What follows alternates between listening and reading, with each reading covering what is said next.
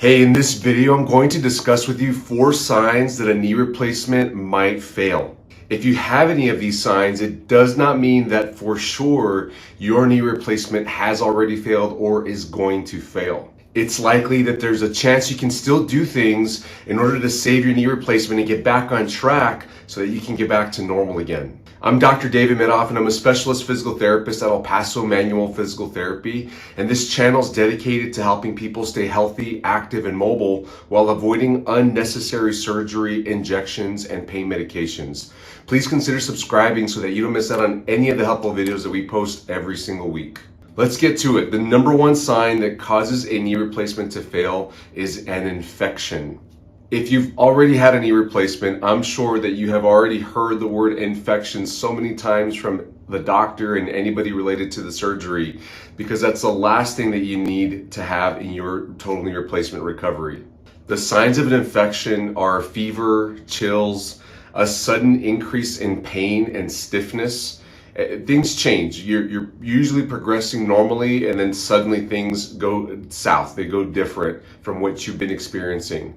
If you have that kind of experience, then it is urgent that you get medical attention. Call your surgeon's office or follow the instructions that they gave you. They may have told you to go to the hospital or to seek urgent care help, because you might need to get on antibiotics ASAP as soon as possible so that you can battle this infection and prevent the fallout of an infected knee replacement. Another sign that you might find if your knee replacement was recent and you still have the wound open is yellow fluid or pus might be coming out of the wound. That's definitely a sign of infection.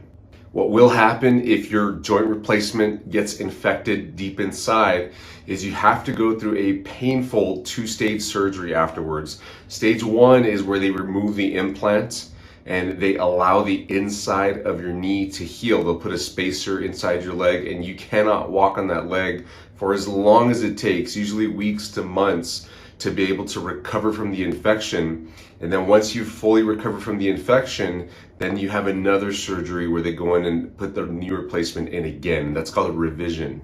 I've seen patients over the years that have had to have a revision surgery, and it is not fun, and the outcome is not the best afterwards. And almost all of them start to say, I regret even going down the pathway of having a knee replacement.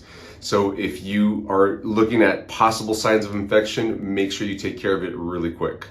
The second sign that you might be headed in the direction of a failed knee replacement is severe stiffness in your joint. Ideally, you should be able to see consistent improvements from day 1 after your surgery to where your knee is bending more and gradually straightening more. Once your knee is all the way straight or within a few degrees of being straight at the very least, and you can bend past 90 degrees, ideally up to 120 degrees, then that's considered normal range of motion for your knee. But if you can't quite get to 90 or a little past 90 degrees and you can't straighten out your knee enough to not walk without a limp, then that is of concern, and you could have long-term stiffness as a result of this, which might spell disaster for other joints in your body. You might start to get hip problems on that same leg, or hip and knee problems on the other leg as well, as a result of compensation from your knee not gaining enough motion. This stiffness sometimes happens without a reason.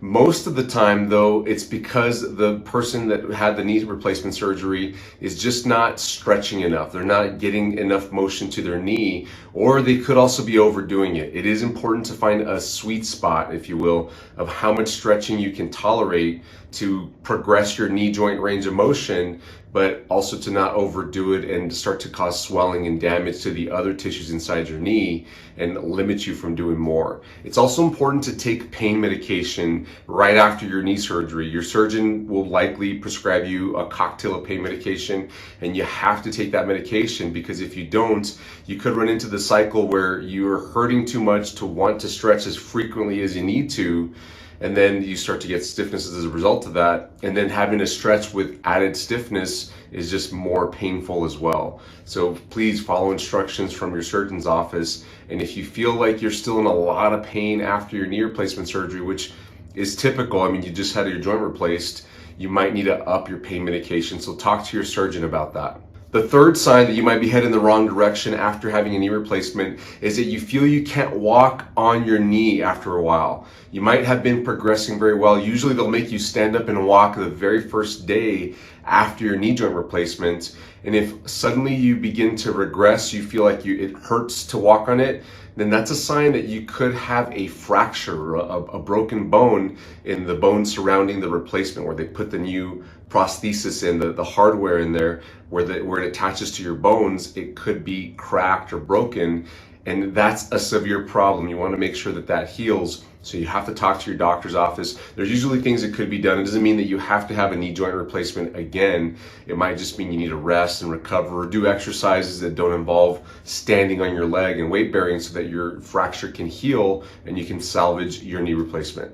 This is usually a sign of overdoing it. Typically, people that feel really good after their knee replacement, they're taking all their pain medication, they're progressing very well, they get back to doing more active things than they should, and it leads to the bones cracking and breaking, when you shouldn't be doing that much right after surgery. You need to gradually improve. It's a major operation, and so you need to take your time and only move as your body allows you to right afterwards. And use guidance from healthcare professionals around you. If you're right after surgery, within a few months after surgery, you ideally should be going to a physical therapist, so that you have personal guidance on what you should and shouldn't be doing. The fourth sign that your knee replacement is going in the wrong direction is instability. This could be an alignment problem with the knee joint, the way that it aligns. And it may not be as a result of the surgery. It could be something that you did after the surgery, a way that you moved, a way that you slept. It could also be that you have loose ligaments in your knee, because they don't replace the ligaments. They're relying on your ligaments to be intact and working properly to keep your replaced knee in place. Signs of instability are popping and clicking. Sometimes it's painful popping and clicking, and you don't feel like you can trust your leg, like it might buckle on you, might give out, or you just tend to lean over to the other side quite a bit, and you feel not very confident whenever you go to step on that leg or go up a small short step. Your surgeon might recommend bracing, wearing a knee brace to allow the ligaments to heal. And this may also be related to muscle weakness. You may just have already been too weak coming into the surgery, and you need to get stronger, and it's just a matter of you gaining strength over time as you recover from your knee replacement, for you to gain stability in the knee and be able to trust it when you're walking and you going up and down stairs. Now, please keep in mind that it's rare for anyone who has had a knee joint replacement like this to have a perfect recovery where it's painless, the motion comes along so smoothly, and they're walking and dancing and skipping just like the doctor tells them is going to happen. It's way more common to have the experience that it is up and down. One day you feel miserable, the next day you feel fantastic. You regret your decision one day, and the next day you're so happy you made the decision to get a knee joint replacement. It is a roller coaster after having the knee joint replacement. And it definitely is painful, and it takes time and work for you to earn back all your range of motion and your strength to get back to normal again.